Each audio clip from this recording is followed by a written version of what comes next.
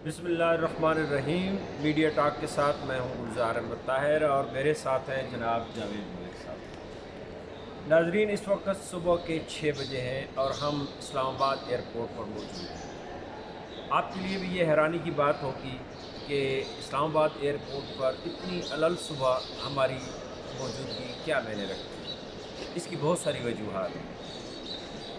एक बात तो ये कि मौलाना फजल रहमान साहब का भी हाल ही में एहतजाज ख़त्म हुआ है, बल्कि हम कह सकते हैं कि धरना ख़त्म हुआ है, एहतजाज का सिलसिला जारी है और ये एहतजाज का सिलसिला पूरे पाकिस्तान में इस वक्त जारी है। मुख्तलिफ़ इलाक़ों में धरने भी हो रहे हैं, मुख्तलिफ़ इलाक़ों में जुलूस भी निकाले जा रहे हैं और उस वजह से हम यहाँ ये देखने के लिए मौजूद हैं कि लोगों की कितनी बड़ी तादाद है जो अलल सुबह मुख्तलिफ़ इलाक़ों पे आज़म सफ़र है।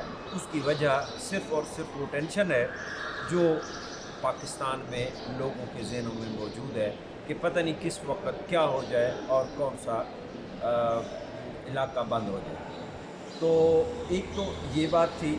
दूसरी बात ये कि अभी आपने चंद दिन पहले, बल्कि कल की बात है कि आपने परवेज़ इलाही साहब जो स्पीकर हैं पंजाब असम्बली के, उनकी गुफ्तगू सुनी होगी और उसमें उन्होंने बहुत सारी बातों का जिक्र किया है। लेकिन इन बातों के साथ साथ आपको आज हम वो बातें भी बताएंगे जो शायद आप तक अभी तक नहीं पहुँची। मलिक साहब हमारे साथ मौजूद हैं।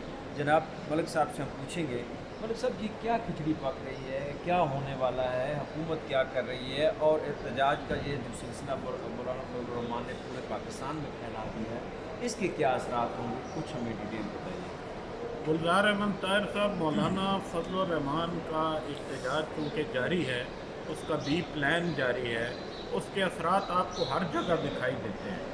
11 बजे आज भी एहतजाज होगा और चूँकि आज छुट्टी का दिन है, लोग परेशानी में हैं कि अगर 26 नंबर चुंगी इस्लामाबाद से बंद कर दी जाती है और मुख्तलिफ़ मकामात, अहम मकामात को बंद कर दिया जाता है तो लोगों के लिए सफ़र करना, दूसरे शहरों में जाना या अपने अजीज़ो अकारब के घरों में मिलने के लिए जाना मुश्किल हो जाएगा। ये पैनिक तो बहरहाल मौजूद है और इसका हुकूमत को हल निकालना पड़ेगा।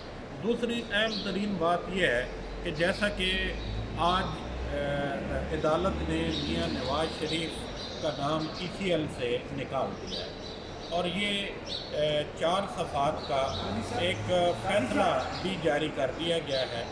और इस हवाले से जो आपने परवेज़ इलाही साहब की बात की और उनके इंटरव्यू की बात की, परवेज़ इलाही साहब ने अपने इंटरव्यू में ये बात कही थी कि एक आला सतही मीटिंग में ये फ़ैसला हो गया था कि नवाज शरीफ का नाम एग्जेक्टिव आर्डर्स के तहत ECL से निकाल दिया जाएगा। उसके बाद इमरान खान साहब को न जाने किसने मशवरा दिया और एक बार फिर उसको तनाज़ा बना दिया गया और वो तनाज़ा आखिरकार कोर्ट को हल करना पड़ा। हम जब कुछ इदारों पे बहुत ज़्यादा दबाव डालेंगे तो बहरहाल उसके नुकसानात सामने आएंगे और इस वक्त जो एग्जेक्टिव के अख्तियारात हैं, अगर वो हम खुद बार बार लेके अदालत में जाएंगे तो इससे तनाज़ात पैदा होंगे।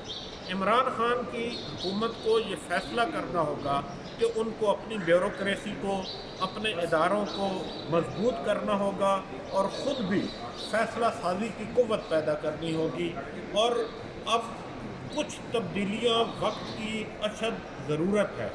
कुछ तब्दीलियों के बारे में बताया जा रहा है कि उनके बारे में इमरान खान फ़ैसला कर चुके हैं और उसमें सबसे बड़ा फ़ैसला पंजाब के वज़ीर आला की तब्दीली का है।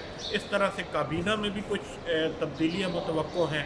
मौलाना फजल रहमान के साथ भी हुकूमत ने, अगरचे चौधरी बरादरान हुकूमत का हिस्सा हैं, उन्होंने उनके साथ कोई ना कोई एक मफाहमती फार्मूला बनाया है। बहरहाल उस मफाहमती फार्मूले को भी आपको पाया तकमील तक पहुँचाना होगा। मुल्क में जो अनारकी है, मुल्क में जो टेंशन का माहौल है, जो बहरान का माहौल है, इसको ख़त्म करना पड़ेगा। अगर ये खौफ मौजूद रहा और इसी तरह चलता रहा तो इससे मुल्क को नुकसान होगा।